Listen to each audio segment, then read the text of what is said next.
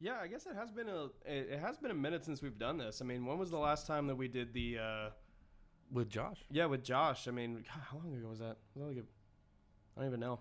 Was it? That wasn't a month ago, was it? Don't say that. I hope not. Oh God, hold on. Hold on. We've been so busy. Hold on. So I wouldn't be surprised if it was. I mean, granted, the upload date definitely isn't the same date that we recorded, but like at least for context. Oh, no, please tell me. It's been a while. Please tell me. It's been a while. It's been too long. Please tell me. It's not. Okay, it's 3 weeks. It's not quite a month. No. We haven't been. Okay, we've been slacking, but we Yeah, a haven't little been bit. slacking on purpose. No, we definitely got caught up with like shows in studio and just really just all the same old shit. Nothing new. Yeah. We're also, this is a new thing when it comes to getting guests on, and it was awesome having Josh on, and we're just trying to get everybody's schedules figured out to where we can have more and more guests on. Yeah. And I've already talked to several people who are happy and willing to hop on. We just we got to figure out the scheduling. Yeah, So, I mean that's always gonna be the thing. I mean we still haven't gotten Andrew on either, tell me about it. and he's in our fucking band. Tell me How's he about not been in? I know. Andrew, get on. What are you doing? Oh my God. Yeah, we'll get him one of these days. Oh my gosh. All right, but shit, you ready to start, man? Yeah, let's do it. All right, cool. Let's see if I blow out the mic this time. Hello, everyone, and welcome back to another episode of the Music Chronicles podcast. I'm your host, Angelo Sarmiento, joined, as always, by my co-host, Shane Holmunez. How you doing today, man? I'm good. I'm doing okay. You're doing okay. We've got a lot of things on the books, and we've got a lot of things that we're doing even today. Yeah.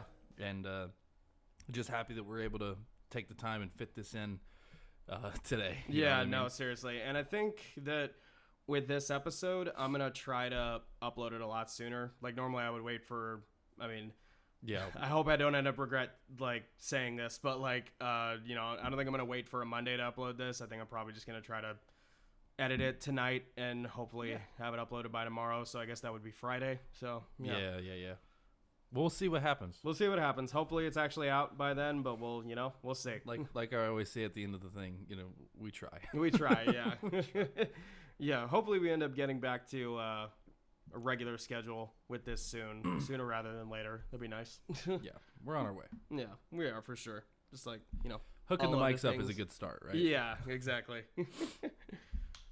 God, I can never just hook up and then everything goes smoothly. Like there always has to be something like wrong with it that I This have to, wasn't like, too bad today. No, it wasn't. It was a quick fix, but it's always me. You know what I mean? Like it's always whenever I hook it up and then I'm just like I have to like call you back. I'm like, Shane, help.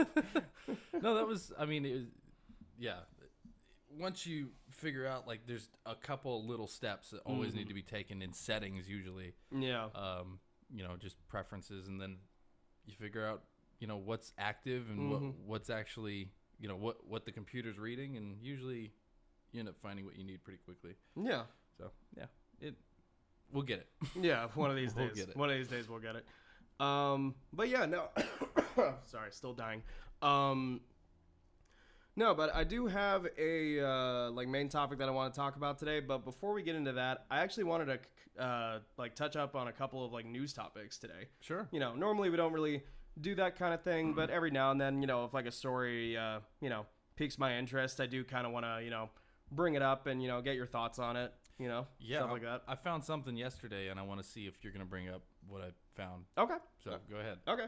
Well, yeah. First thing I wanted to bring up, something that I thought was really cool. So there's a little band. Maybe you guys have heard of them before. 3 Days Grace. Okay. Recently, I think a few weeks ago at one of their shows, they were opening for Shinedown, and they got through their set, and they were at the very end of it. And they ended up inviting their original singer, Adam Gontier, back onto Really? the stage in sort of a little reunion. That's awesome. Yeah, and they played Never Too Late and Riot to close out the show, where it was their original singer and their current singer Whoa. singing at the same time, but kind of letting their original guy Adam take the lead. And Yeah. I thought that was really cool, man. I didn't even realize that their original singer left. I'm not a huge 3 Days Grace fan, but apparently he left fucking 10 years ago. Yeah, I remember hearing that. I haven't kept up with them in a long time. Yeah. A long, long time. But yeah, I mean that's really sick. I love it when bands can do that. I was really happy whenever I saw like Howard Jones and Jesse Leach. Yeah. On that Killswitch song. I gotta remember what it is now. But yeah, I mean, whenever I saw the video, I was like, oh my gosh! Like as a fan, that makes you like so happy to see. Yeah, that like everybody's on good terms and like it's not like weird or anything. Yeah, especially with like a major change like that, like a like a lead vocalist like leaving the band and having to be replaced. It's like that's a hard thing to pull off for any band. You know? Absolutely. Yeah. Yeah. No, I think that's awesome, man. When was this? It was like literally like I mean not long ago at all, like maybe a week or two ago, like as of the time we're recording this. They played in, funnily enough, they played in Huntsville, Alabama. Yeah. Not here in like Texas, but so yeah, let me see on. Oh wow, yeah, no, it was like literally like days ago. It was April 19th. Really? So like maybe a week ago. Yeah. That's not long at all. No, yeah, that's super recent. That's great. Yeah. That's awesome.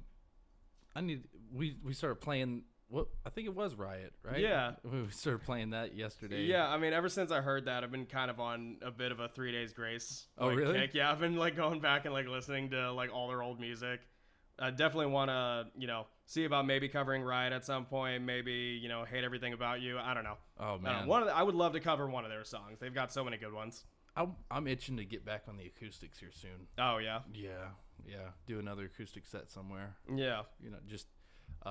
Maybe a little Alter Bridge, like what you and Josue have been jamming. Yeah, and that was kind of one of the things that sparked it for me too. Is like we've been working on the cover that we're actually going to film right after this podcast. We're going to go film a cover of "Watch Over You" by Alter Bridge. That's a good song, man. Yeah, I love it, and it's an open D tuning. It's a very different. I mean, like you definitely have to have a guitar set off to the side. Yeah. Tuned up in that, ready to go. It's not one of those things you really want to tune to during a show. You know it seems like that would be pretty difficult. Yeah, it'd be a lot harder than, or not harder, but a lot more time than it's worth, I guess. But yeah, so we're gonna work on that. And yeah, I just remember when we were getting ready for the Bat Fest and everything, dude, we had such a good time doing acoustic rehearsals. Yeah. You know what I mean? And now we have more room in the studio since we've been moving stuff around and putting more stuff in storage and things like that.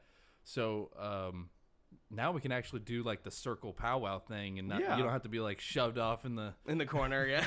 in the corner, yeah. So I mean, yeah, and I think that would be a different thing that we could pull out would be acoustic Submit Thy Will. Yeah. Going to Acadia, going to BFE, all these other, all the places we play at normally, but it'd be a different experience. Yeah, like just doing something a little bit different and giving people, a different side to us that like they don't really get to see that often. Yeah. Because it's like we do have ballads and we have, we have an acoustic song on our debut album and I mean, we're definitely going to have more acoustic music in the near future. I mean, we already have acoustic stuff written. Yeah. Which, that's another one I want to play again. Yeah, me too. I want to take to the stage. We've only ever played it. Well, okay. We played it a couple times. We did it at open mic nights. Yeah, we did. At a show? Right, at a show. We played it once. Yeah, pretty much. But yeah, that's cool. But yeah, I mean, 3 Days Grace acoustic would be cool too. Yeah. You know what I mean? Mm-hmm. Like that's...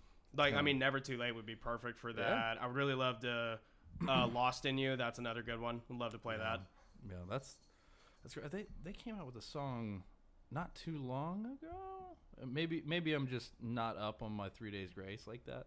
But I remember, let me see. I'm going to look it up. Yeah. I definitely wouldn't know because even though I've been on Pain. Remember Pain? Oh, yeah. That's such a good song. Yeah, I definitely wouldn't know because, I mean, pretty much all the music that I've been going back and listening to from them specifically has been their older albums, like, with their original guy. But, yeah. Yeah. Man. Oh, jeez. Yeah, you're bringing me back. Yeah, Human Race. Mm-hmm. That's I Am Machine. That one I really dig. That song. Oh, man. Yeah. Yeah, that one. I would love to cover that song. Oh yeah. I mean, they've got so many fucking good ones to like pick through. It'd be fucking, I don't know. Damn, I just want to jam some 3 Days Grace now. All right, we will. We'll Yeah. on the while we're out. Yeah. But you said you had another like news kind of topic you wanted to. Well, I'm trying to remember what it was. I was gonna go through the ones that you had, and Oh, then okay. if I don't hear it, Okay. then I'll try and find it. I've only got one more, so I mean, here, let me see if this is maybe it. I don't know. Maybe it's not it. But you know, another bit of recent news that kind of came out. So this is kind of more of a a bittersweet kind of thing. But Foo Fighters recently released new music, like a couple weeks ago. They released a single to their upcoming album, which is first music that they've written and are planning to release since the death of their drummer Taylor Hawkins last year. And I mean, from what the band has like publicly stated in like interviews and on social media, like basically this album is pretty much like therapy for like losing losing their bandmate and their brother Taylor Hawkins. So How else do you do it? Yeah, I mean, really, in a band when you spent so much time, with somebody and bonding with them, and being creative with them. What better way to honor their memory than to, make music? Yeah, it's a passion that everybody shared. Mm-hmm. I think that's great. Yeah, I mean, it's funny because when I think back on like when I think about like them releasing new music and like them very specifically saying like that this is going to be a tribute to our lost brother, it makes me think back to whenever Kurt Cobain died like in the 90s and Nirvana basically ended. Like in several interviews Dave Grohl has talked about that there was a very dark period in his life after Kurt Cobain passed away where he didn't play music, he didn't even really listen to music for like months on end because every time he would think of Kurt. And then it wasn't until like he was out abroad somewhere just trying to like get away from everything, and he like was somewhere like in Europe, I think it was like Scotland or something, and he just was like just randomly was like driving and he just saw a dude wearing a Kurt Cobain t-shirt, and that just like really fucked him up. Yeah. And he was just like, fuck yeah, I've been away from music for too long, I need to do something. Yeah. And then that inspired him to create the Foo Fighters in the first place, because he was pretty much just like, no, I've been avoiding music because it's been hurting, but this is actually what I need more than ever. You hear that, kids? Wear your band shirts. You never know what kind of stuff that you could end up influencing. Yeah, exactly. You know what I mean? Yeah.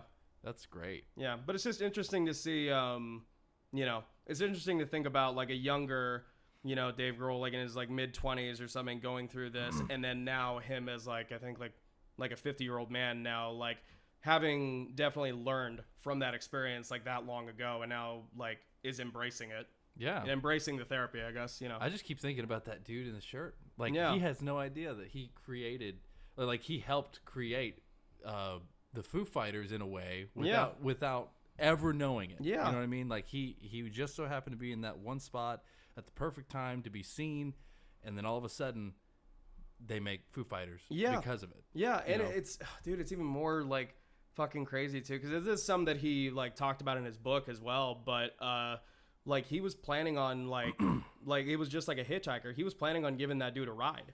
Wow. And then like he saw the shirt and it freaked him out, and then he ended up driving off because he was like, oh no, this is too real. I can't do this. That guy was murdered. Yeah. All those years ago, because he was wearing the wrong shirt. Hey, but at least we got the Foo Fighters. Exactly. Yeah. Yeah. That's enough consolation, right? That's enough. One man's life for a band. One man's life to save many others. Yeah, that's. I'm sure that there's other people that liked Foo Fighters enough to where they're like, sure. You know what? They saved my life, man. This band's the best. Jesus Christ. So I remembered what I was gonna bring up. Okay, what were you gonna bring up? Did you hear about Ivan Moody? No. What about him? So, yeah, I guess they kicked off and they went and played a show. I don't know exactly where all their shows are and what their tour dates are and all that stuff. But they went and I think they're playing in Europe right now somewhere. And so they had to cancel the rest of their tour, at least for a while. They're planning on going back and doing them, I think. But Ivan Moody has 3 hernias. Oh shit! Really? Yeah. Yeah, Fuck. he said he won the hernia lottery. Yeah, apparently. no shit. And he was like, I don't have one. I don't even have two. I have 3 hernias. Fuck, dude. Dude. Oh, that sucks, man. Apparently they were like filming some video or doing something, and he was jumping around in the video, and he felt something kind of pop, Mm-hmm. and then, yeah, he ended up going to the doctor the next day, went to rehearsal, and he was still off, and he was like, I gotta go to the doctor, you know? Yeah. And 3 freaking hernias. Fuck. Yeah, dude, that sucks. Jesus Christ. So he's, you got to use your diaphragm to sing. Yeah. And I mean, imagine pushing, especially the way Ivan does on stage, Yeah. and how energetic he is and all that. I mean, dude, it's smart for him to take the time to Yeah. heal, because he could try and push through it. I mean, he could go, oh, well, I'm not going to let this stop me, and then, try and be Yeah. a hard ass about it, and then really screw himself up Yeah. for forever. I mean, especially you said they were about to go on tour. They had started the shows. Oh, damn. And then so he had to come out and he made a video where he was like, Yeah. hey guys, Yeah. is what it is. The guys are being really cool about it. And I mean, right now I'm not working, and I would rather be working. Yeah. I mean, at that point, it's like, I mean, you just have to really take care of yourself. At a certain point, it's Yeah. like, yeah. I mean, yeah. I don't know. It's like, what the fuck else can you do? Well, I mean, in that situation, without him taking care of himself, they don't have Five Finger Death Punch. Exactly. Yeah. And that goes for any of the members of the band. But Mhm. I mean, especially your front man. Yeah. You don't have a front man. You don't have much of a band. Yeah. Really. So No. that's I'm glad that he's taken whatever time he needs, to get better. Yeah. Because, I mean, dude, he's one of the best frontmen. As far as today's concerned. Yeah. Today's bands, man, he's just. I pull a lot from Ivan. Yeah. He's a great guy. Yeah, and I mean, shit, you definitely, you definitely nailed the Ivan Moody vibe, especially with the fucking the Five Finger cover that we've been doing recently, "Wrong Side of Heaven." Yeah, man. I mean, I'm having to do it a little higher, but he's got such a deep, rich voice. Well, yeah, but also it's like you have your own voice, man. It's like you can definitely emulate that for sure. I've heard it several times. But it is what it is. We always make the covers our own in one way or another. You know? That's how we're gonna. I mean, this cover we're doing today, not Wrong Side of Heaven. That's the other one. I mean, we are technically doing that one today. We are, yeah, I guess so. But Watch the one Over we're You. recording, Watch Over You. That one, even that one, we're changing up just a little bit, just enough, chord changes in different spots, so that way vocally it'll help push the vocals. Yeah. We work together. That's how we always do all of our covers. Even if they don't do certain things in the songs, we'll change it up just a little bit to make it fit our style more. Yeah. And it's gonna be cool doing a cover, not having a backing track and actually having Josue play the guitar part. Yeah. Because we're planning on doing this with another song as well later on. This is just the first trial run of us doing these things. More and more content. We're trying to get more and more content out during this year, I guess. Yeah. We definitely don't do enough videos and content like we should, honestly. Yeah. And honestly, I mean, seeing y'all do that, I mean, now that we finally figured out, now that you finally figured out a workaround for that Moises app that I was using, it really makes me want to get back into making drum covers and just doing that again. Yeah, I still have Moises the subscription as well, so I need to start using it. When you get these subscriptions, you're like, oh man, I better use it now. Yeah, exactly. Make sure it's actually worth the money you're spending. Yeah, it's I couldn't imagine. Well, I would, but it's I'm grandfathered into that guitar tabs, Ultimate Guitar Tabs. Yeah. But I mean, now it's a monthly subscription, man. I mean, I would pay it, but man, that would suck. Yeah, it would. I was just glad that whenever it was just an app, it was just a one-time payment. I'm glad I got it. Yeah, man. So don't sleep on these apps, guys. No, definitely not. Sometimes you end up getting grandfathered in. And exactly, yeah. It's nice. And who knows, then now you have a useful tool for the rest of your life. Yeah. Yeah. It's nice. I just got to remember my account information. Do you not remember any of it? I was so young. So you're just like automatically just like, remember me, password, whatever. Yeah. Oh yeah. So you don't remember any of that. That's shit. like 90% of all my stuff. Fuck. Damn, that's gonna No, suck. I'm joking. I have it.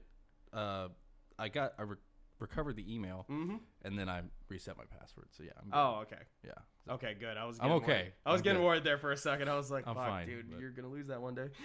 Right. And then I had to pay a subscription like a peasant. Like a little bitch.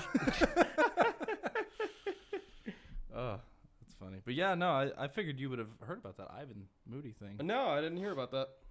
Yeah. Oh man, I was just because I was looking for it. I ended up on Metal Sucks. Mm-hmm. And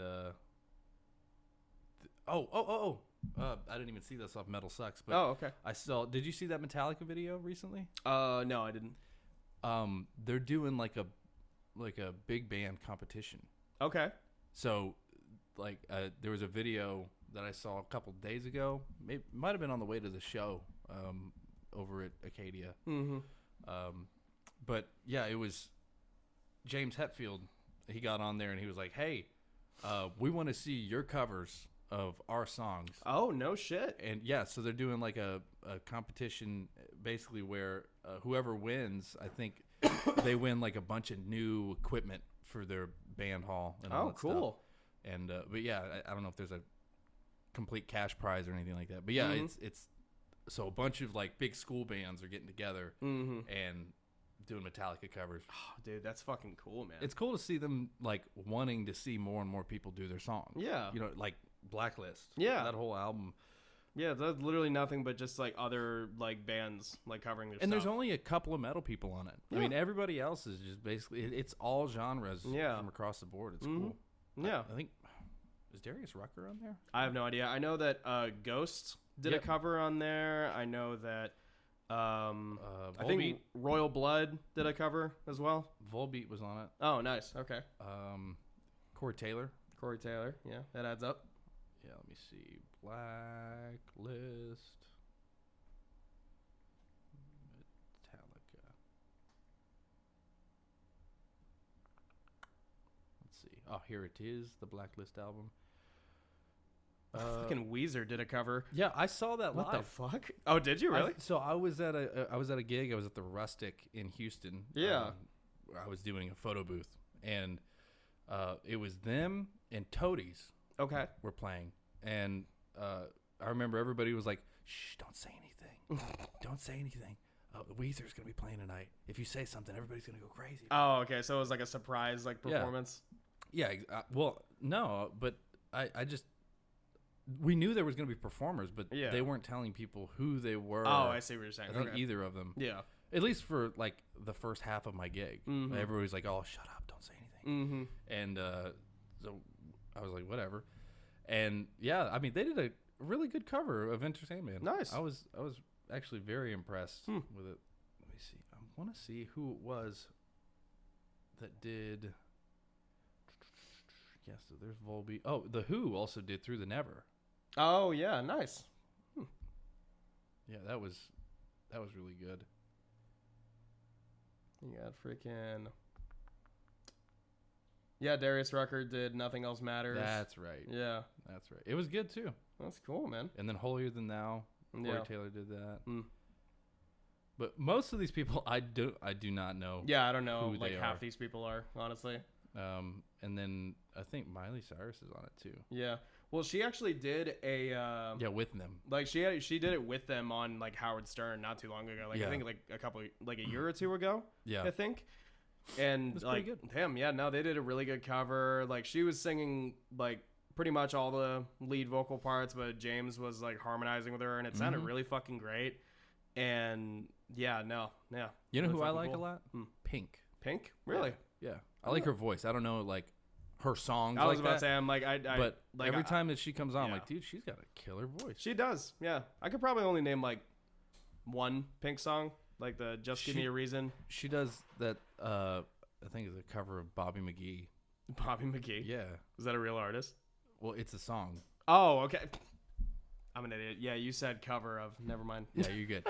But it's, I mean, she just, her voice, she's got such a good rasp. Yeah. You know, like Yeah, she does. complete control of it. That's That's really good. Yeah. But yeah, no, that's what I had for the news Yeah. on my end. I mean, that's that's all I've really seen lately. No, I mean, that's pretty much all I had for the news as well. So I guess shit, with that, we can kind of move on to our main topic that I wanted to talk about. Yeah. So I've been, sort of, I don't remember what episode we talked about it on, but it was a couple episodes back. I mentioned that I wanted to get back into doing drum lessons, and I Right. actually finally started doing that. You did. Yeah, I finally started doing that. I started doing that with the guy that I was mentioning, Matt Smith. Right. And I've been taking lessons for almost a whole month now. And it's Damn. been fucking great, man. It has been. Yeah. Oh my gosh. Yeah. So like when you first got with him, Mhm. what did he take you through? Like what was the first thing that he threw your way? So the first lesson was sort of a kind of a trial run of like seeing like where I was. Mhm. So he put I had a talk with him on the phone beforehand. Just You're telling saying he him, didn't put on bleed and say play this perfectly? No, thank God. Jesus fucking Christ, I can't even imagine. Like I can't even like If you do not play this, you will die. you will die and I will not train you. It's like, okay, yeah, just kill me now. Yeah, No, but he put some sheet music in front of me, and he was basically just like, sight read this. It wasn't anything too complicated, but it was just sort of to see where I was at, like with my, sight reading, and, we started working on, rudiment exercises and stuff like that. I love that. Yeah. Go back to the basics. Yeah.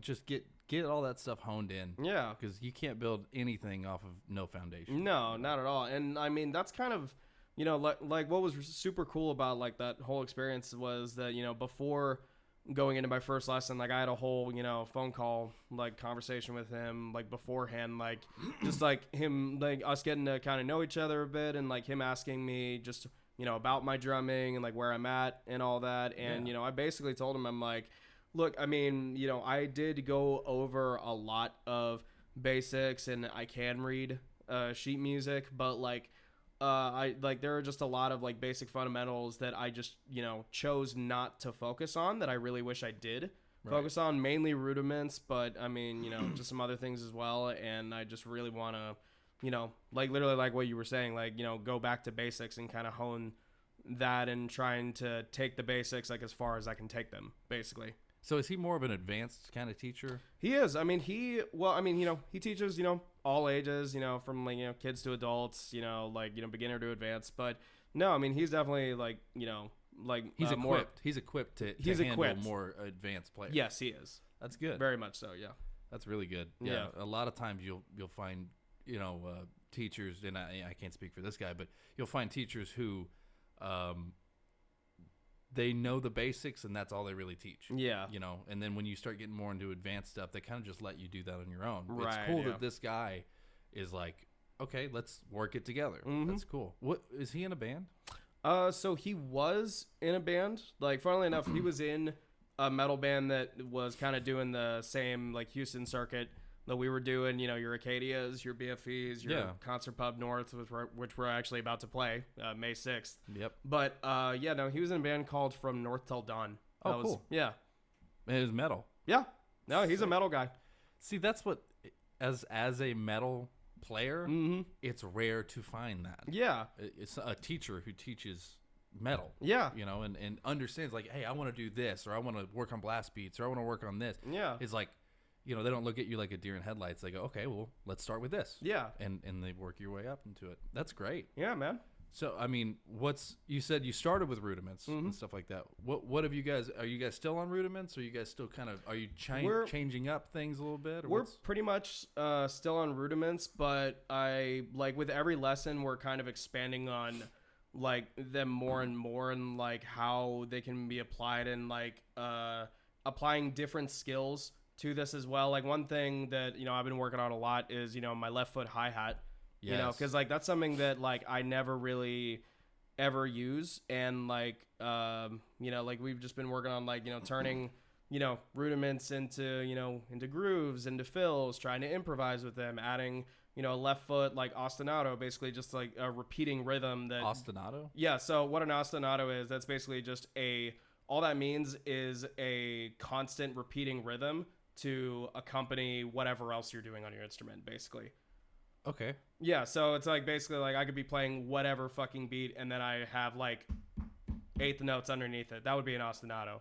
Or like if I was playing It kind of goes with it, almost like your own metronome. yeah, pretty much. Yeah, I mean it could be that, but it also could be, I mean it could even be like on the kick drum. Like I could be doing the exact same kick drum pattern but changing my hands up over and over. That would technically be an ostinato as well. That's cool. Yeah.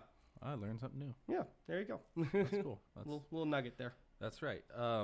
So, because I've heard, I mean, even during rehearsals, like I've heard you doing new shit around the kit. Yeah. I mean, it sounded really good. I appreciate it, man. Yeah, it kind of seems that you're breaking out of this little box that you felt like you've been in for a while. Yeah. At least creatively. Mm-hmm. What I've noticed. Yeah. That's as a drummer, what advice would you give like other drummers who are stuck in that box when it comes to getting a teacher, practicing at home? Mm-hmm. What is it that what's been working for you? What's been working for Yeah. me? So, I mean, man, that's a good question. I mean, I guess trying to just find consistency, I guess, because personally, I felt that my practice time at home has been lacking so much because I've been stuck in a box and I don't know what to work on. So I think getting a new perspective from somebody like choosing to take lessons again. Yeah. Like that really helps, like giving you a direction. And now that I feel like I have a direction, like I'm actually inspired to like practice and I really want to practice now. Whereas before, like I was kind of having a lot of trouble, figuring that out. Do you have to practice on your whole kit? Practice pads work pretty good, right? I mean, it just depends on what you're working on. I mean, considering that I have been doing a lot of rudiment exercises, the practice pad I've been using so much more, and I've actually been having fun with it. Yeah. Because I don't know, there's something like just as a drummer where it's like you have your drum set and you have like all these shiny toys and all these sounds that you can play with, and then like having a teacher put this rubber pad in front of you that doesn't make any sort of musical sound whatsoever, and then you're just like, here, practice on this, and it's just like, no, why would I want to do that? That's the opposite of the tone I'm going for. Yeah, exactly. But there's so much that can be utilized from that. One thing especially that, I mean, should be painfully obvious, volume, for one. Right, you can go like ham. I can practice on that thing like at 5 o'clock in the morning, like before I have to go to work, and like not upset my entire neighborhood and get the fucking cops called on me. Right. Right. And I mean, look, it's definitely not practical for practicing every little thing on the drums, but it definitely helps out a lot, especially when you're working specifically with sticking patterns and with rudiments, and like just trying to play with ghost notes and like things that could be focused on just like one drum. Do you have more than one practice pad, or do you only have one? No, I've only got one, but I mean technically anything can really be no, I know, a practice pad. I'm just saying, like, would it be beneficial to have maybe one or two or like extra ones? It definitely, you know what I mean, to where you can actually move that around. Yeah. And your rudiments can be moved it definitely around. would be. And I guess technically I do have two practice pads, but one's only meant for a kick drum pedal. Like it's not meant to be for my hands. So I do have like a bass drum practice pad and a normal practice pad. But yeah, I mean, there are, like people set up multiple practice pads as drum sets all the time. And cool. Sometimes they'll even use cymbal pads because they're already like quiet and like rubber, you know, so it's like, it's basically a practice pad anyway. Oh yeah. Like the electronic ones that you use. Yeah. Nice. Yeah. I mean, that's great. Yeah. You just make a whole drum set of practice pads. No, straight up. Yeah, you could. And sometimes, like companies sell practice pads as practice pad kits. Oh, that's cool. Yeah. Yeah, I'm not a drummer, so I No, you're I good. don't look that shit up. But I mean, technically, shit, my electric drum set, Yeah. if it's unplugged, that's a practice pad, basically. Right. It's a giant practice pad, but yeah. and that, I always think of Philip. Oh, yeah. And I watched this video a while back of him doing I think it was like 16th notes. Okay. All with his hands, Mm-hmm. like with his wrists, like touching the practice pad Yeah. at like 170 BPM Oh, Jesus for Christ. 3 minutes straight. Yeah. 3 minutes. I mean, by the end of it, he was just like, like Yeah. he was dying. Just like working on his endurance. And me watching it like got my heart pumping. Yeah. Like, I was like, oh my gosh, how is he pulling this off? You know what I mean? I don't know. Phillips He's a Phillips another monster. fucking beast entirely. I mean, Jesus Christ. Yeah, but that's impressive. Yeah. That's really impressive. Yeah. So I mean, I think that's great that using practice pads, doing whatever you can. Hell, if you don't have a practice pad, use a pillow. I No, don't straight care. up. Use whatever you can to Yeah. get that beat going. No, I mean any surface that like any surface that you have can be a fucking practice pad, and you don't even necessarily need sticks. I mean, if you're just practicing rudiments, it's like like if you can fucking play it on a table. Yeah, You know? it doesn't matter. Yeah. And so you brought up lessons and all that stuff. That's kind of one of my next steps. Is instead of taking lessons, I'm actually going to be like a basic guitar teacher. Yeah. Here pretty soon, hopefully, if everything works out. Local guitar shop here in town. Yeah. We're looking for like a basic to mediocre advanced guitar player to come in and do some stuff and yeah, I mean, I think I'm gonna start teaching lessons here soon. Dude, that's awesome, man. Yeah. So, I mean, you've kind of already told me like off mic, but like how did how did that like come about? Well, I was talking with Chip and I was in there getting something. Could have been strings, could have been anything. Sure, yeah. But I was just in there talking with him one day, and on the way out, I was like, "Hey, by the way," I was talking to him about something else, and then he was like, or I was like, "Oh, it's cool that your daughter does lessons because his daughter and his wife both teach guitar lessons over Yeah. at the shop." I was like, "Hey, that's cool. I mean, I think that's great." And he was like, "Yeah, they do more basic stuff right now. I'm actually looking for a kind of more advanced player to come in and do, because he just lost his other, I think the guy who actually I took lessons from for a little bit, a couple of classes from him, he ended up leaving after about 10 years of working with him, just scheduling things. Everything worked out, ended on good terms. That's good. But yeah, I mean, so he was looking for another guitar teacher. Yeah. And he's heard me. I mean, I literally bought my first guitar from Chip. Yeah. He's seen me progress from like not knowing how to, if I'm a lefty or a righty, to where I'm at now. And I'm not. I am no. I am in no means the best guitar player ever. But I can read tabs. I can read chord sheets. Yeah. I can help people figure out. I know scales. Yeah. Diatonic, pentatonic scales. I can help people. Coach them through. How to hold a pick, things like that. But I mean, at the very least, you have enough knowledge, and I think I'd go as far as to say you probably have more knowledge to offer than maybe you're giving yourself credit for. But I don't know, like that, even stuff like that can be enough. Like even just having the ability to get somebody started. Yeah. Can be enough to set them on, their journey of like being a musician, if that is something that they actually are interested in. And for me, I mean, what better way to learn than to teach? Yeah. I mean, and I'm sure your teacher could, and both of your teachers could probably attest that. You know, it's you will find, what you need to work on when you start trying to teach it. Right. And then you realize, oh man, maybe like as a guitar player, like maybe I'm holding my pick in a way that's holding me back. Yeah. Maybe I'm not getting the speed that I need because the angle's wrong or something. You really start to analyze yourself as a musician. Yeah. It was the same way when I was doing mixed martial arts. Yeah. You start trying to teach somebody something and you realize that your form might be a little off. There's something wrong. Right, yeah. You're trying to teach it and it's like, it's not going the way you expected it to go. Yeah. And, in order to get better, you got to analyze yourself. So, I'm looking forward to it. Hopefully in the next couple of weeks I'll start getting some students and it'll make me a better player and hopefully I can help other players be better and we can just I'd like to see how this turns out. You know what I mean? I haven't taught in a long time, so I'm looking forward to it. Yeah. And I mean, you said that you used to teach mixed martial arts and stuff. Like, how'd you get started doing that?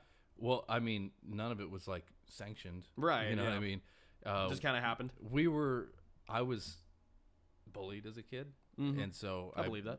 Yeah. I'm bullied now by I you. don't know. I don't even know why I said that. Like, what does that mean? I believe that. And he was I like, believe that. Yeah, you look like you've been bullied. Yeah. Yeah. You look hardened and You scarred. look hard. You look like a hard man. By life and bullies. But yeah, no, I wanted to, be able to defend myself, so I ended up. Well, okay, so the funny part is that it was our AC guy. My grandparents had an AC guy. Okay. His name was Chris, Mr. Miyagi. basically. And he saw that we had like a punching bag, and then he was like, "Hey, I know a guy who just opened a gym. Mm-hmm. He'd probably be willing to take him on for free." We were like, "What? That's cool." Well, Yeah. the gym that he opened was in his garage, and it was just a bunch of sweaty, AIDS-infested mats. Ah. And dude, I learned so much in there. I was like 14, and yeah, good stuff. And I ended up advancing through a bunch of different stuff and learning a bunch of different techniques. And they were working in Legacy Amateur Division. Mm-hmm. You have like Bellator, you have Legacy, and you have Okay. UFC, things like that. Yeah. But and then they have their amateur leagues. And so Chris, the AC guy, was he was like the heavyweight amateur, the amateur heavyweight champion. Yeah. I don't know if it was at the time, but at one point he was. Okay. And so we just ended up going over there. I ended up having a class of like kids that I taught. And I ended up being like the older, I guess, kid, Yeah. like the older teenager that had, a bunch of younger kids underneath him, and Almost like a student teacher. Yeah, basically. And but I would show up. I would open up the gym. I had keys. I would, we'd wipe down the mats and get everything You'd like get them ready. warmed up. Yeah, we'd do all the warm ups. I would run the class. I did that for a couple of years, Damn. and yeah, it was good. So teaching is something that I've always really enjoyed. Yeah. But also, I was like 135 pounds at the time, Right. and I was fighting guys who were no lighter than 180 to, I mean, even 300 pounds. Jesus. Yeah. And so, you got thrown around a lot. Yeah, I believe and that. You got hit really hard by heavyweights. And so, yeah, I don't know how we ended up on this, but Yeah. just talking That's about how. teaching. Yeah. This is, I'm excited to do something where I'm not going to get demolished. Oh, you don't know that. Like, you never know. Your first student may like walk in and then he's like shredding some like fucking like Dragon Force, like Death Clock, like style, like solo. And then it's just like, Well, oh. then I'll just we'll switch seats, and he'll show me how to do it. You know what I Exactly. mean? Yeah. And then, but he'll still pay me. Yeah. That's the key. Yeah. I'm not. You got to get the money first. That's right. Money talks. Yeah. No, I hope so. You hope you get destroyed? I hope I get destroyed. At least I won't get physically assaulted. That's true. That's more what I was talking about. Yeah. But as long as I can help people read chord sheets and stuff like that, I think we'll be in business. Yeah. So everything will be fine. Yeah, it should be. But yeah, I'm gonna try and make it consistent Wednesdays, and I already have like a substitute. Yeah. Just in case we end up having a Wednesday show. That's Yeah. like my biggest worry is like, It's just like not being able to make a lesson. yeah, basically. if that's the case, I need somebody to be able to hop on and go, Right. hey, these are the students that are coming today. This is what they're working on. Mhm. And yeah, David Grant, my Yeah. buddy, he was super excited to be the sub. So yeah. hopefully everything works out. Nothing's in stone right now. I am not on the schedule. I am not taking any students yet. Mm-hmm. But here in a couple of weeks, when Chip gets back, we're going to talk more about it, and, Yeah. and hopefully everything works out. I'm excited about it. Yeah. I really am. I've taken a week or two to just make some calls and see if anybody be interested. Yeah. I mean, so that's cool. Man, that's really cool, and I'd be really interested to see. I don't know. I'd be really interested to see how that progresses for you, man. I'm looking forward to it because I'm used to being, anytime that I sit down with somebody and like we are doing guitar stuff together, I'm left-handed, so it's a mirror image. Yeah, they don't have to like look across like diagonally to see my neck. They can just see exactly what you're doing directly across. It's great. I think that's going to be a little advantage, hopefully. Yeah. But yeah, I mean, that is what I've got going on other than these shows. Right. Yeah. We got a ton of shows other than up. the usual stuff. And new content we're trying to put out. Yeah. The promo was fun. that little promo video you cut together. Yeah. Jen did the editing. Nice. She's really good with that app. I need to download the app. What is it? Just out of Power curiosity. Director. It's the one that you use. Oh yeah, that's right. Yeah. Yeah. And I was like, okay, look, here's the idea. Like I basically produced the video and she did everything. She just else. like did everything. Yeah. So I was like, we are not good at being professional, so we need to do we need to do some cuts. I mean, it's true, but that's like, I don't know. That was what's fun. fun about it. We had a good time with it, and Yeah. that's it was super casual. Yeah. And it was real. Yeah. Well, that's one of the things, I mean, speaking of content and like being real, that's one of the things that I love about this podcast is that, I mean, it's just us being us. Yeah. Like even if we get a little We're ignorant to a bunch of things, we got to learn on the spot. Yeah. Like I'm sure like me talking about like lessons and stuff, like if there are any more advanced drummers like listening, I'm sure there's going to be people that are like, what, you can't already do this. It's just like, look, fuck off. You're not Neil Peart. What's going on? No, right? Yeah, but I mean, look, we're just us, and I think that any content that we produce, just like most importantly with our music, it's genuine to who we are. Yeah. And and we're fucking idiots. Yeah, absolutely. But we're idiots that we know our limitations and we love to push them. Exactly. You know what I mean? Like if you know where you're at with your skills and you go, okay, well, I know I can do this and I know I can do this. Yeah. I'm not very good at this little thing. Yeah.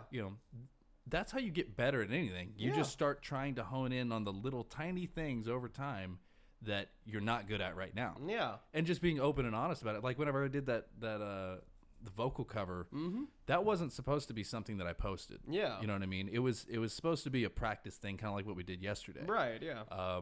We were doing some rehearsals and doing a couple of things to tweak and see if we can't get good sound coming through to be recorded. And so, when I was doing that little version of Gone Away. Yeah. Oh, sorry. Gross. Right? Disgusting. I can't believe we would do that on the podcast. I know, right? Yeah, I've definitely never burped into the mic. Never once. But, when we did that, I looked at it after we got done with it, and I went, I'm not ashamed of this. Yeah. Like, this is really me. This is me messing up. This is me being, experimenting with different things, trying different things out. And I think a lot of people are afraid to really put themselves out there. Understandably so. Right, most of the time, people are kind of dicks. Yeah, especially on the internet. Oh, especially on the internet. Yeah. But, when you just stop caring and you just go, you know what?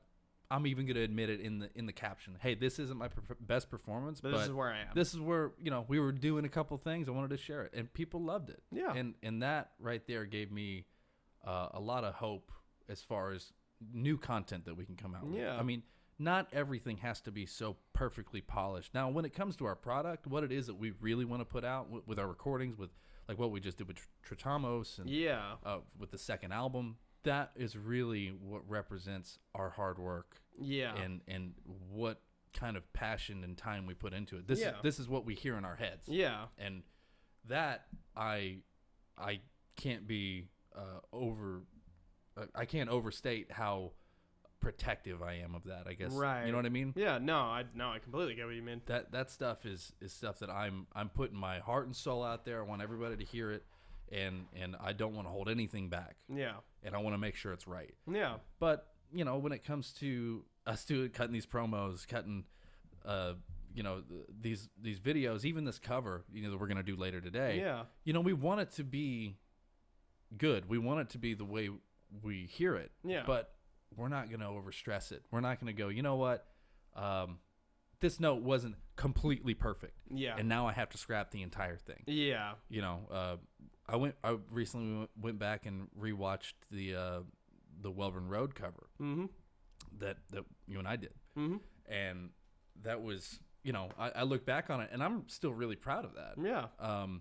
Are there things now that I do differently with that song than I did back then? Yeah, Sure. but that doesn't make it any you know, same thing with the Lamb of God cover I did. I mean, I completely play that whole latter section of the song differently. Like, Yeah. I have completely changed up, and it's way smoother. Like, Yeah. I rewatched it, like, wow, I really struggled with that during the video. But, yeah.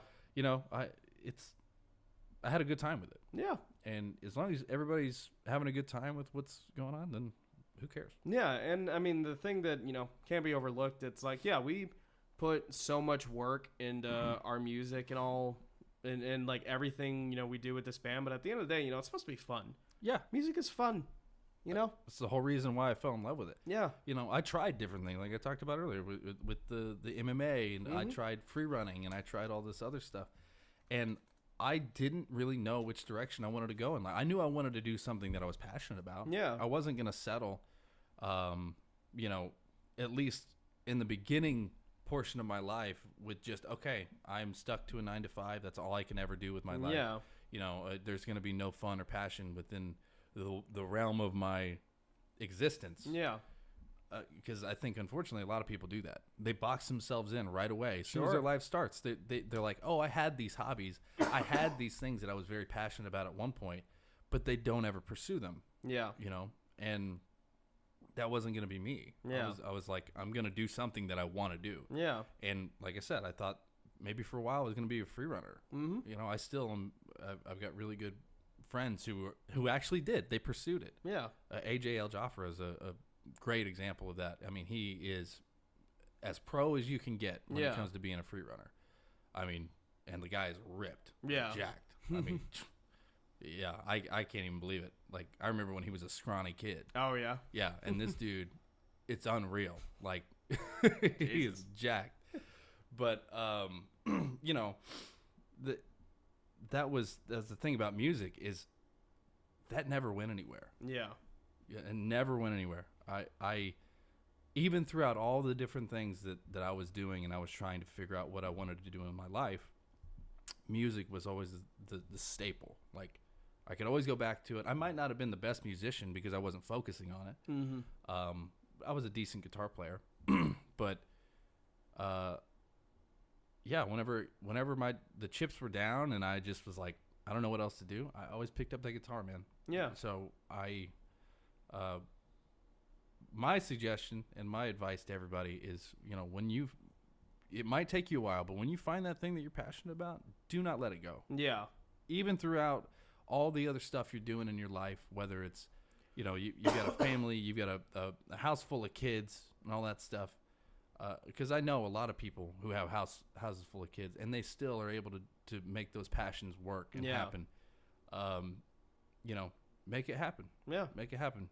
That's how you're going to find happiness and joy, even throughout all of the heartaches and stuff, you know, because that happens too. Yeah. Yeah. Yeah, it's a lot, though. It's a lot to think about. It is. Crazy. Yeah, we got real deep real fast on that one. God damn. Hey, it happens sometimes, man. I mean, you know, I just haven't thought about this stuff in a while, and Yeah. I get to rambling sometimes. No. No, it's a good rambling though. Good ramble. Good ramble. Good ramble. Good ramble. Good stuff. Yeah. No, but it's all completely true though, man. It's like, you know, that's why we do this, just because, you know, I can't imagine really wanting to do, I mean, fucking anything else with my life. You know, music is kind of just it. It's always been there, you know, for me in the worst times and the best times. And it's like, you know, at the end of the day, it's like all I really feel like I know how to do. I mean, same. I mean, the thing is like, I wish that I could just help people. Like understand. Yeah, like, and the only way that I know how is through music. Mm-hmm. Like sometimes I wish there's a way that I could just hyperlink my thoughts to yours and help you just get it. Right? Yeah. But the goal for me, whenever it comes to writing lyrics or writing guitar riffs or anything like that, is to do that emotionally. It might not be like exact physical like words or whatever, to where you get it right off the bat, but Right. it's to invoke some sort of emotion Mm-hmm. and make it to where you get it. You might not get it exactly the way I put it out there, but you get it. You get something out Yeah. of it either way. Yeah. Yeah. I mean, I think of Haraith, Mm-hmm. that those lyrics, man, they mean the world to me. Yeah. And, about what I specifically wrote it about, but it's still open-ended. Yeah. It's still put in a way that anybody who listens to it hopefully can pull something for their own life out of it. Yeah. Because to me, that's what music's about. Like, it's about creating community, even through just the title of a song. Yeah. It's great. There's songs throughout history that you can always look at and go, oh wow, yeah, I remember this song where I was when I first heard it. Yeah. And everybody who's heard that song has that same thing. You're connected, Yeah. but you don't know how. You don't know. You both just know that you love the song. Yeah.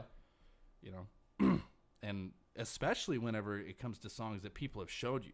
Yeah. When you hear a song that you have known for years and years and years, and then you think back of when you first heard it, Yeah. and then you realize, wow, I heard this song because so-and-so showed me this song. Yeah. And it makes you think about those people that you haven't thought about in a long time. Yeah. Life gets away with you. Mm-hmm. It's crazy. Yeah. Yeah, it brings up a lot of memories. Yeah. No, it does. Especially when we were talking about 3 Days Grace earlier. Man. Oh yeah. I remember when we were talking about, like, when I was really into them, I was like 11 or 12, Mm-hmm. and, it crept up into like 13, 14 as well. Mm-hmm. But at that point, once I hit like 13, 14, I was starting to get into more heavy music. Yeah. I say heavy. It was heavy for you though. It was heavy at the time. Like, yeah. that was me advancing into like Yeah. more Bullet for My Valentine, things like that with screaming, Yeah. which I had listened to Disturbed and stuff Mhm. growing up too, but I was starting to understand more about like what a band is. Yeah. It wasn't just Yeah. music. It was like a community. It was a little family Yeah. of people that get together and they Yeah. make this stuff. For me that was Nirvana for sure. Because Yeah. like Nirvana was like the heavy band that I listened to Oh, that's cool. when I was a kid. No, seriously. No, I because- get it. I totally understand Yeah, it. because they have, a lot of songs, especially on that, Nevermind album, where literally, Kurt Cobain is just like actually screaming into the mic and not like a musical or like a metal scream, but he's literally just like, just Yeah. whatever, just making noise. Yeah. And it like, they were definitely one of those bands where like it kind of, I don't know, where like, I don't know, like just the more that I looked into them, I was like, no, Nirvana was these three individuals that came together at, this specific time, and they were they were part of music history for a very short amount of time, but they impacted so many just Yeah. because they were just themselves. Right. Because, I mean, when you look at a lot of, like a lot of their songs and you try to put them up against, I mean, granted, granted it's a completely different genre, but like if you try to put them up against like whatever is like top 40 today, and it's just like, it's like fucking night and day. Oh yeah. Yeah. And it's like, Oh, yeah. it's like there are like some songs on that album that like I would try to, that I could try to show somebody, and they're like, that's just fucking noise. What the hell is this? But it's Yeah. just like, it's just three guys just being themselves. Yeah. Well, And also on drugs, but just being themselves. I just don't think that the general populace like breaks it down like that. No, yeah. It's foreign to Yeah. a lot of people to break it down. It's they're like, oh yeah, it's just those drug heads. Yeah, no, You it's know? like, it's more than just noise. It's like these are people going through real things and like dealing with, whatever life throws at them the only way that they know how, For me, music's also a way to think about things that I don't normally think about. Yeah. You know, like when we did Something in the Way. Yeah. Like, of course, I'm singing the song, but I'm also thinking, like, I'm thinking about myself as that person. Yeah. You know, the homeless person in the song. Yeah. You know what I mean? And that will bring up, wow, man, I wish we could do more for homeless people. And Yeah. things like that helps invoke different feelings and emotions that will. It could be a call to action. Yeah. You know, in a way. You know what I mean? Yeah. It might not be one for the masses, but on an individual basis. Yeah. Yeah. Absolutely. It'll make you think about, you know, doing different things. Right. Yeah. And that's cool. You know, I think that that really shows passion. Yeah. So. Yeah, man. I'm what is this? What is what? What? I just opened Metal Sucks, and then one of the things, it says Metallica's Lars Ulrich. We still don't really feel like we belong, no matter how successful we are. Come on, Lars. Come on, Lars. Come on. You belong. You belong. That is interesting, though, to think that somebody, like, you know, like somebody at his kind of, like, I don't even know. You would think how that else to he'd be say it. past that. You think he would be way past that, Yeah. considering it's like Metallica are literally, like, without question, a household name. Yeah. Like, everybody, like, even if you've never heard Metallica, you at least know who Metallica is. You know? Yeah. I don't know how many girls I see running around with Metallica shirts on. Yeah. I've never heard one song. I've never heard one song. You know what I mean? Like, that's kind of the staple. Everybody has a Metallica shirt. Everybody does, yeah. You know what I mean? No, seriously, yeah. But, yeah, I don't know. I can't say. I don't know. I've never been in Lars's predicament. Yeah. So, it might be very lonely at the top. Who knows? Who knows? You know, they, in my opinion, they earned their way there, though. Oh, for sure. You know what I mean? A lot of people might disagree, but, I mean, when you are... I disagree. When you watch... With that disagreement. Ooh. How do I... Let me think about that. There's really not much to think about that. It's pretty dumb. No, that's poetic. Is it? Yeah. I mean, What is poetry but words? it's about as poetic as my lifestyle determines my death style. That's for damn sure. Don't even compare that. That is the best lyrics ever made. Ever made. Yeah. What about love is a 4-letter word? That's another one. Oh. That's another Metallica gem. Completely different You know album. what? As You know well. what? You're right. Lars, you guys just don't belong. You just don't. Even though that was Kirk, right? Well, At I least mean, the first one was. that one is. I have no idea about the love is a 4-letter word. I still am like, I'm trying to even remember what fucking Metallica song it is. I want to say it's. Let me look it up. I want to say it's That Was Just Your Life. I think it's off Death Magnetic. Love. Like every time I hear that, I'm just like, I just have to like stop and I'm like, yes, James, yes, it is. Yes, it is. Yes. What is the relevance of this? Metallica. Oh, it's The Day That Never Comes. Oh, it's the day. Okay, never mind. Different song, but Yeah. not a true fan. Whatever. No. Hashtag not a true fan. At least you've been to a concert of I have. theirs. I Yeah. haven't. They're pretty great. Yeah. When I was in Vegas, they were playing like across the street. Oh, were and they? I was like, damn, I want to go. But Damn. I mean, there were people outside. Yeah. I mean, like it was so jam packed. It's like so close but so far. Yeah. Yeah, we were just walking by the Mhm. stadium and just but I never got to see them live. How Yeah. I mean, I can only imagine how great their show is. I mean, it was pretty fucking great. Not Yeah. gonna lie. Yeah. What was your favorite song to see live? Favorite song to see live? Probably.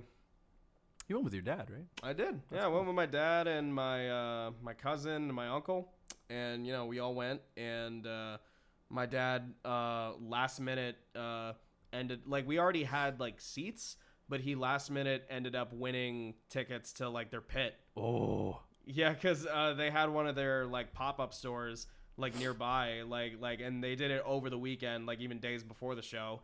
and my mom and him went, and they were just looking around, and my dad originally was planning on buying some Metallica merch, and then he was just like, this shit is way too expensive. Yeah, dude. But like he ended up like I don't remember how, but he ended up like signing up for something to be like called, and just some fucking how he managed to like universe fucking aligned, and he ended up getting 2 passes to their to the Snake Pit, and then he was just like, hey, you want to ditch those seats that we paid for and just go into the pit? I'm like, fuck yeah, dude. Like, goddamn. That's great. So what happened to the other tickets? Well, no, I mean, we were still able to use those tickets. I mean, because you had to have a ticket in the first place in order to get it. Yeah. In order to like get a chance to do it. So like they had 2 opening bands, Volbeat and Avenged Sevenfold. That's so weird thinking Avenged Sevenfold opening for anybody. I can see that. But I mean, for Metallica, Metallica. for Metallica, it makes sense. But But they opened the whole show? It was Volbeat first, okay, then Avenged, then sense. Metallica. That makes sense. And nothing against Volbeat, but yeah, it's Avenged Sevenfold. Yeah, no, yeah. I mean, we went to Volbeat. We went to the pit just to see what it was like. They were fucking great, and then we went back to the seats for Avenged Sevenfold because we wanted to, we also were there with my uncle and my cousin. We wanted to, hang out of course. a bit. And then for Metallica, we were like, nope, we're in the pit. Yeah, we're in the pit. So what, you guys couldn't have like taken the 2 tickets you already had so and technically then given those away and then used those pits? No, technically No. not. No. Yeah, that would have been cool, but no. Bummer. Yeah. So anyways, what was your favorite song to see live? That's a good question. Now, I'm trying to remember, like, oh, man. Probably Battery. Battery's fucking great. Oh, yeah. I could see that. Battery's fucking sick. Actually, you know what? I would actually say no. It was probably Hit the Lights because when they only did this for like the last like handful of songs, and they specifically decided to do songs from Kill 'Em All in this way, where like they were on sort of the main stage, but like in the pit they had that, I don't even know what you would call it, like the catwalk, I guess. Yeah. Like the catwalk thing, and Lars had a second drum set up there, and they were at the end of the catwalk, and they were all more like close quarters, like the 4 of them there, instead of being all spread out on the big stage like what they were originally. And specifically for the Kill 'Em All songs, they did Whiplash, Hit the Lights, and I want to say they did a third one. I can't remember which one. But Seek and Destroy. Yeah, obviously they fucking played that. Whenever they were doing that, they were all more like close quarters. So like literally we were all in the pit, and then whenever they walked to the catwalk, then we all had to like turn around to like see them.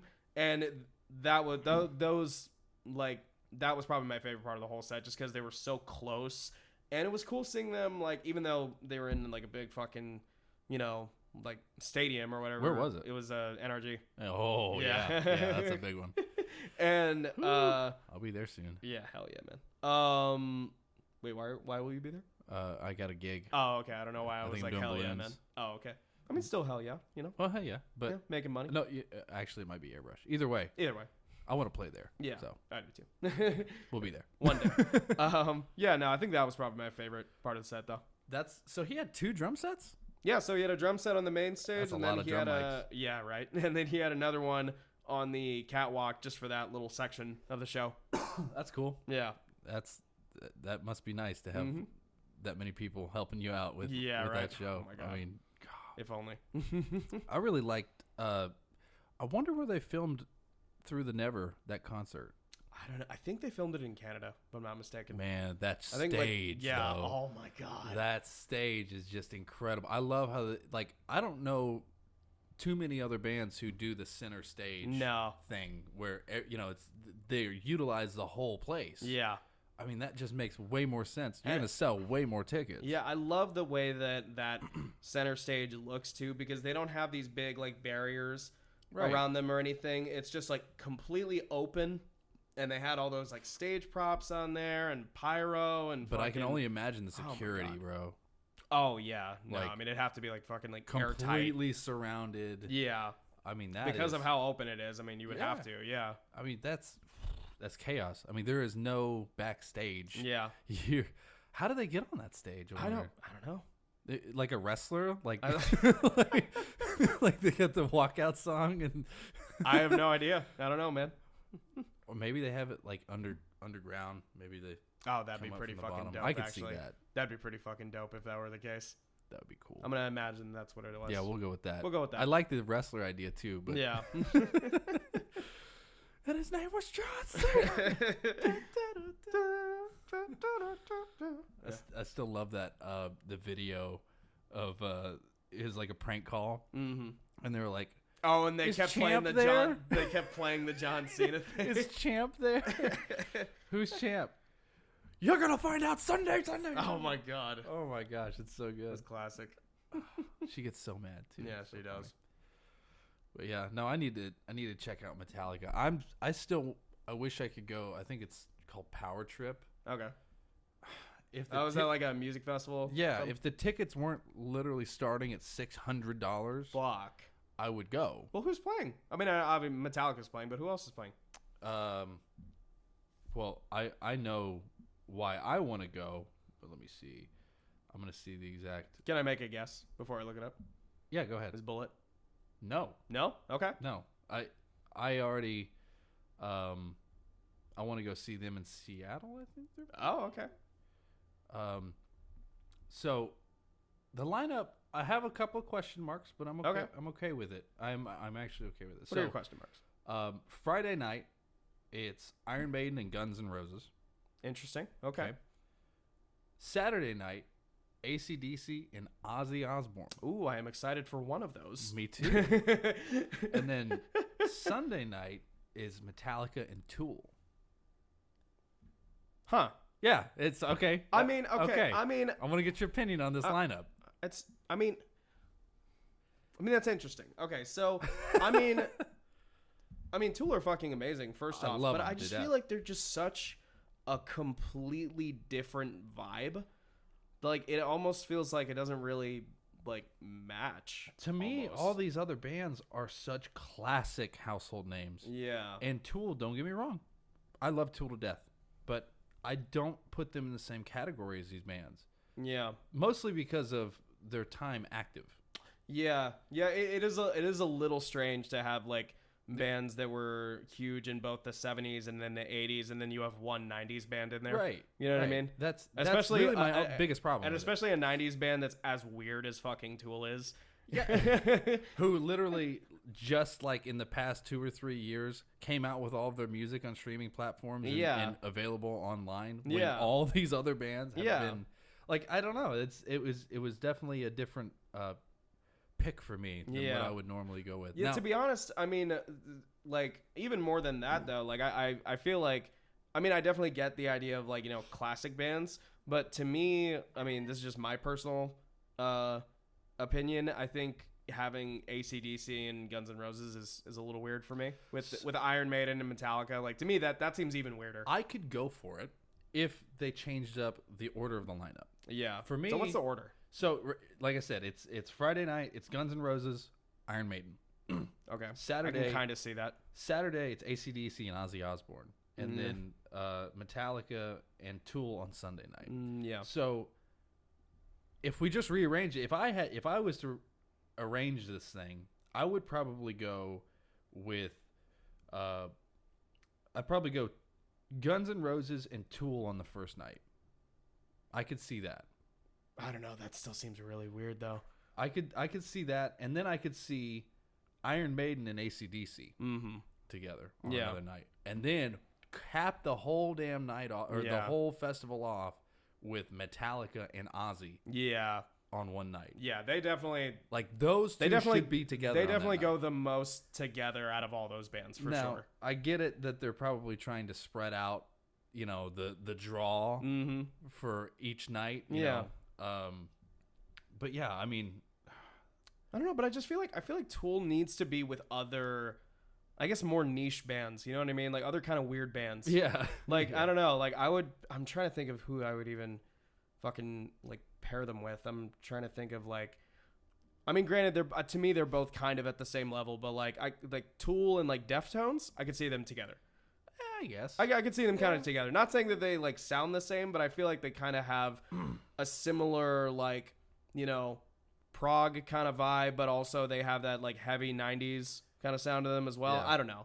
I mean, this is why we don't get paid to do this stuff. I mean, yeah, You know what that's true. We're just talking as fans. We're not Yeah. promoters. We're not people who are trying to put on big nights and big Nah, bro. events. No. But I'll tell you, the whole, like, for me, the two bands out of that I want to see the most, obviously Ozzy and Metallica. Yeah, I mean, same. You know. Honestly, Now, and I would love to see Tool. I but want to also, see Tool. but just not with this lineup. Yeah, I'd love to see them at like somewhere else. I don't Yeah. know.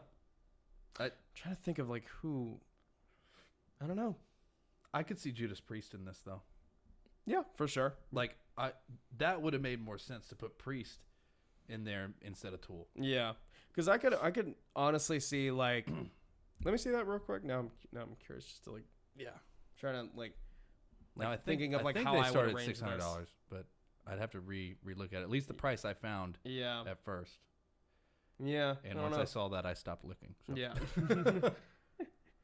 And see the way that it looks, it's not really clear. It's not really clear to me who's going in what order. I mean, to me, yeah. I mean, to me, obviously, Metallica is definitely headlining on the night that Tool's playing. That's just a given. Well, yeah, but But I'm it like, doesn't read that way, does it? it doesn't read that way because then It looks like Tool would be headlining. exactly, yeah. But then it also AC/DC and Ozzy Osbourne, the way they're next to each other, look very confusing to me. I'm like, wait, but then does that mean Ozzy is leading into AC/DC? And like to me, like I mean, they're Yeah, that doesn't make sense. to me. I mean, they definitely come from like similar times, but like I feel like they shouldn't even play a show together. Period. Like they should have their own headlining shows. You know what I mean? They're at such a big level. Yeah. Both of those bands, you know, whichever one's your favorite, you know, take that out of the equation. Yeah. They both have enough of a following to where these guys, you know, it's tough for either of them to have to follow the other. Yeah. Like I kind of. You know. Yeah, I think that's mainly the biggest thing that I have with this because like I feel like kind of none of these bands should play together. Or like I they could see should. Ozzy and Metallica, and Iron Maiden. I could see all three of them. Yeah, being maybe, together. maybe. I don't know, but I just feel like they should all have their own like smaller bands that should be leading into them as the headliners. You know what I mean? Yeah. Like they're all headliner bands, but like I feel like they don't belong together except for like maybe Ozzy and Metallica. But you know, when you see bands like this on a night, you're expecting to have kind of filler bands. I say filler, but most of the time they're more bands like you said, like Avenged Sevenfold. Yeah, You know, if you ask those guys, you know, they would be. I wouldn't say filler bands, but Yeah. they are. You know, they're definitely not in the league of Metallica. No, you know what for I mean? sure. These guys listened to Metallica growing up, Yeah. and they're just honored and happy to be there. yeah, You know, it would be the same way with us. You know, hell, we didn't. It wasn't even like an established band, but the fact that we played right before David Ellefson and yeah. Vinny Appice and shit like that was that's yeah. still like I can't even believe that happened. Yeah, no, honestly, I kind of forget that happens sometimes Yeah. because it just doesn't feel like it was real. Every time Like- I go to my fridge, I see that thing, and I'm like, oh my gosh, that happened. Yeah, no, same. Like I still have that drum head that Vinny Right. signed, and I'm like, oh yeah, I met him. Like Because of I our talked- music. He played my drums. Yeah, he That's did. fucking weird. I have pictures of that on my phone. Yeah, It's fucking weird. That's so sick. I'm still like that. Thank you, Chaz. Yeah, thank you, Appreciate Chaz. that, brother. Yeah, shout out Chaz. Yeah, Chaz Von Graves. Von Graves. Yeah, no, that's that power trip thing. I've been looking at that because you know, there's been rumors. Everybody's been talking about it. Ozzy's done. Ozzy's not coming back. He's not. You know, he's done performing, and then he's done like 3 farewell tours. Mm-hmm. He's and everybody for a while in the past couple months, at least what I've seen, the chatter has been like he is not doing good. Yeah, We're gonna lose Ozzy soon. yeah, And everybody's like bummed. I mean, Mhm. everybody. And then he comes out, and Sharon's like, "He's back. He's Mhm. gonna do a show." And we're like, Yeah. "Whoa, okay, yeah, that's sick." yeah, And out of all the people that I want to see live, mm-hmm. like you strip it down, even how much I love Bullet for My Valentine. Yeah. But there's I something would see different. Ozzy Osbourne before Bullet 10 times out of 10 times. Yeah, no, I You mean know. that's completely understandable. I mean, and Bullet, hell, they did a cover of Crazy Train. Did you know that? No, I didn't know that. They got a sick cover of Crazy Train too. Nice. Yeah, I mean, Oh. right there, that shows like all the people that are coming up and becoming really big nowadays, we all have the same influences, man. Yeah. I mean, it's all there. We might, gravitate more towards, this style or this style, but we still have an open respect and love for all of it, really. Yeah. I mean, I'm not a big fan of AC/DC, but I respect them. Oh, yeah, of course. For what they've done with music and the fan base they've gotten, and their like cult classic following sort of thing. I mean, it's same thing. We talked about with the Metallica shirt. Every girl has an AC/DC shirt. Oh, yeah. And they can't name one song. No. It's the same thing. Yeah. And Nirvana shirts. Yeah, and Nirvana shirts and Zeppelin shirts and the Who shirts and like all the bands. Yeah, exactly. But speaking of Ozzy Osbourne, in shows and like festivals and whatnot, if you were to see Ozzy Osbourne, who would you want like to be like opening? Ooh. Like if you want like let's say okay, Bullet. let's say yeah, okay, fair enough. Yeah. Okay, let's say you have two artists like to open for Ozzy. Who would they be? In like what order would they be in? Oh man. Just two artists. Yeah, like it's three, like you're going to a concert and it's three artists all playing. You're just talking about my favorites or what would make sense to me? What would you want to see? Show? What do you think would be the best show? Like who would you want to see opening for Ozzy? Like two artists. Oh man. Oh gosh. That's a good question, man. Cuz I want to do just like my two other favorite bands, right? And just go with that way, but I don't want to answer that question that way. I want to think about like what would be the best for the event, for the venue, for the show. Who would complement him and bring it up to that level. But also not trying to overshadow him. Yeah. You know what I mean? We don't want a bunch of people going there, oh, I'm only here for this. Like, we want the night to get to Ozzy. Yeah, and to like everybody. Progress. Yeah. Like, that's tough.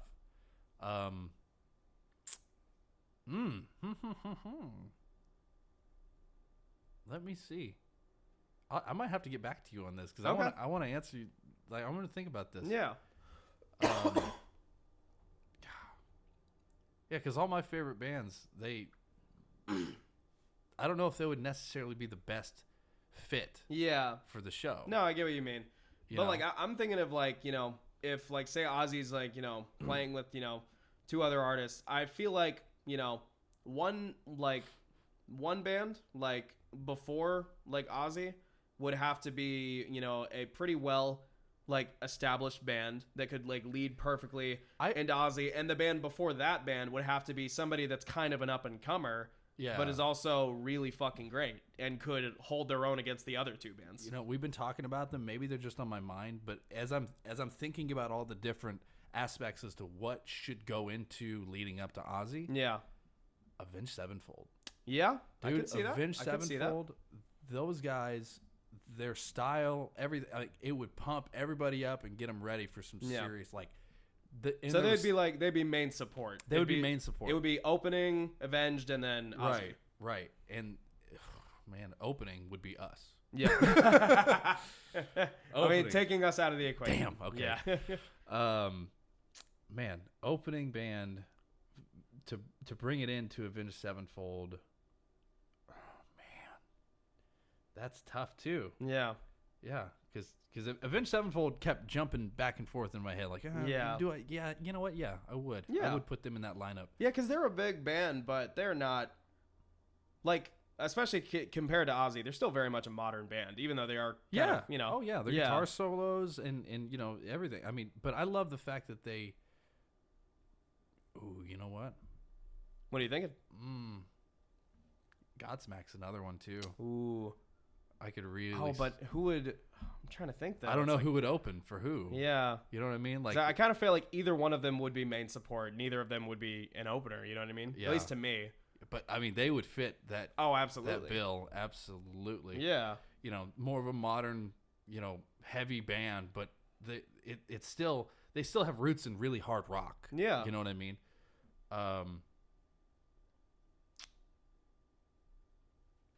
What would you think of Stained opening? Stained?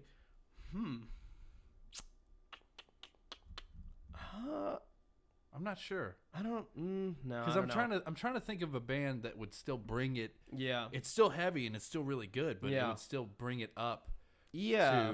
to that level. I know what you mean, but I'm almost trying to think of somebody that's like smaller than Avenged Sevenfold. You know what I mean? Like local? Like no, not local, but like kind of. I don't know. I'm trying to think. It's like smaller than Avenged Sevenfold, but like bigger than. Oh God, I can't even think of like a good comparison for this. Fuck. Like, I'm trying to think of like a. I don't know. You know, it would be. You know, I'll throw one out. Right? Okay, sure. Godsmack opening or Avenged Okay. fit either one in there. Okay. Five Finger, Mm. Ozzy Osbourne. Mm. That would be a serious line. I mean, that would be fucking great. Yeah. That would be. I mean, talk Yeah. about visuals. Talk Yeah. about. Yeah, I think though now we're kind of getting more into like this would be more of a festival, and like you'd even have like artists before these guys. Yeah, at but that I point, want to you keep know what it I mean? to your original. No, like, I know what you just mean. three. I know what you mean. So if though. I had to pick one, I would say probably Avenged Sevenfold. Yeah. Just to have them in the lineup. Yeah, fair enough. But- fair enough. I get that. Now, if we were to switch it out and take them out of it, then I would say probably, I'd say Godsmack, Yeah. and then Avenged Sevenfold. Yeah. Yeah, man. But it's tough. I love all these bands. You know what I Yeah. mean? And that's, I think the other thing is a lot of people, you know, they'll think, oh, well, they don't like this band more than this band because Right. they're putting them in the front. Yeah. No, that's not the case. It's I'm not. thinking, It's not even about like liking more. Yeah. It's just like thinking realistically. I'm like, what would, like what would just make more sense? You know what I mean? And what would like lead to like a really fucking like Ozzy would be the cap, Yeah. but also you also simultaneously love everybody that's playing. You know what I mean? Well, and that's the thing. I mean, imagine when he goes, right? Think of the tribute that's going to happen Yeah. for Ozzy Osbourne, of all people, the godfather of heavy metal. Yeah. I mean, the respect that is due to this man Yeah. is insane. Yeah. And, you know, I love it because, like, I watched the thing recently with Corey Taylor, and he was talking about the first time that he met Ozzy. Yeah. Did you see that? I've seen that clip. Yeah, where he's talking about in '99, I think, and it was during Ozfest. Jack, he was a huge fan of Slipknot, and so he pushed to get them in there. Yeah. And you know, Ozzy walked up to their table. Yeah. And he was like, "Your band has 9 members in it. Yeah. It's like I want to be number 10. I want to be yeah. number 10." Yeah. It's like, how amazing would that feel? Yeah. You know, to get that same. Oh man, I would relish in that for the rest of my life. Yeah. You know what I mean? That's incredible. Yeah. You know. Yeah, and I love too. I mean, just speaking of like Ozzy Osbourne moments, and like you know, like how many other musicians that come from the same era but are also in sort of different genres of music, like Elton John, Right. Like I mean, like they're very like good and very close friends. And I remember there was this like clip. I want to say it was like from his show, like back in the day, where like they were literally just hanging out, and like Elton John like had this like I don't even know what it was. It was like this like some sort of like necklace or like gold kind of thing. I mean, you know, Elton Right. John's always about the bling, you know. Oh yeah. yeah. Yeah. Yeah. Showman. Queen. But you know, he was just like, oh, I noticed, you know, you're admiring this, and like I want you to, you know, I want you to have it. And like Ozzy was like all like being kind of shy. I was like, no. And he's like, no, seriously, I want you to have it, man. I think it's really, you know, Just just awesome. yeah, I mean and I love the fact that Ozzy. Well, of course they did that song together, yeah, right? Ordinary Man. Yeah. Yeah, that's a good one. Yes, absolutely. I mean, you have 2 legends on that track. Yeah. I mean, yeah. And then I love how much Ozzy loves the Beatles. Yeah, You know, like that. He was like, "There's nothing I can't touch them." Yeah. You know, it's like that's the fact that he has that much respect Mm-hmm. for other musicians. You know, he had enough respect for Corey Taylor to go up to him and make him feel good. Mm-hmm. Yeah. You know what I mean? And you know, he could have just he could have put those walls up and just been the standoffish, just like, "Oh, I am the king. Like, Yeah. leave me alone." yeah, No, and that I respect more than anything, yeah, and him jamming with Metallica as well, like playing some old Black Sabbath tunes. dude. man, yeah, I really want to see him so bad Yeah. live. I have not gotten that opportunity yet, and I'm hoping. So me and Colin were talking about this, Yeah. and one of the main things that they were talking about was Ozzy can't tour like he used to anymore. Like that was like the big thing that came out. Yeah, he can't go and do these shows like he used to. I think they need to do, and we might have even talked about this with Josh, but they need to do like a Vegas show. Yeah. With Ozzy, dude, people would come from all over the world to just go to Vegas. First of all, they're going to Vegas. Yeah. And they're going to get to see Ozzy Osbourne. Yeah. Even if he did like 2 shows a month. Yeah. You know what I mean? Yeah, like you could just kind of set up shop there. Yeah. And he's got, the Ozzy Osbourne show is going to be, this day in 2 weeks. And dude, you wait. You wait to see that kind of crowd. Yeah. I mean, that would be, and then, if you're going to do something that consistently at that level, you can fly in all your favorite musicians and guitar players to play with you. You can have Metallica come and back you one night. You can have Zach, hop on guitar for you again. Yeah. You could have Gus G. Fucking anybody. Anybody. And everybody would love to hop on to that stage with him. I mean, and then, you keep doing it more and more consistently. You get local bands to hop in and do a cover with you. Dude. How amazing. Dude, imagine that. Holy shit. I'd fly out. We do it. We do it in a heartbeat. We do Paranoid. We would. And I'd fuck it up again. You're never going to let that go, are you? No. It still hurts to this day, man. It hurts so much. Do we need to redo that covers for Redemption? Hurts my soul. No, I'm scared. Scared. It's such an easy song, too. It was the first song you ever learned on drums. It was. That's why it hurts so much. If you don't know what we're talking about, there is a video of it. No. Yeah. No, there isn't. Oh, there is. It's on our Instagram. Shut up. You can go check it out. Fuck off. No, it's not. No, go see it. No. I'll wear my failure on my sleeves. Hey, you know what? On both of them. Only about everybody heard it. So only about everybody. Only about everybody. Hey, it was on time. If that makes you feel any better. It doesn't. Oh, okay. Sorry. Thank you for trying, though. Yeah. That yeah, go look at our Instagram and stuff. You need to be doing that anyways. Find more content from us. You can see our funny little blooper. Yeah. Of I say it's a blooper. It's us genuinely trying to promote a show. Yeah, it was fun. It was.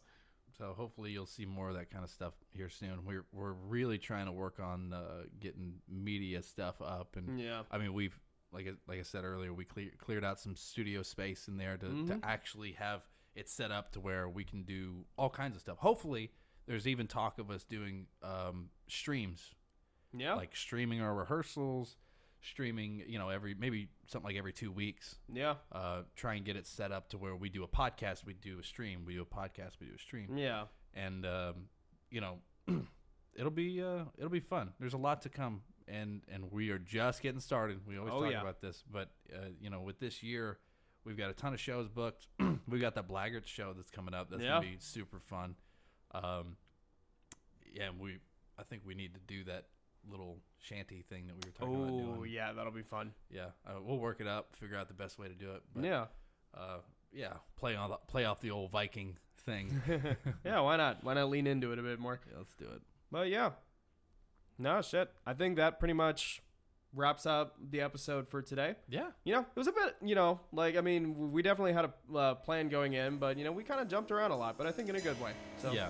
And, like we said, we're going to try and get Andrew on. Yeah, eventually. We're trying to get a lot of people on. But, until then, we'll see you guys next time. Yeah. See you next time for another episode of the Music Chronicles podcast. Hasta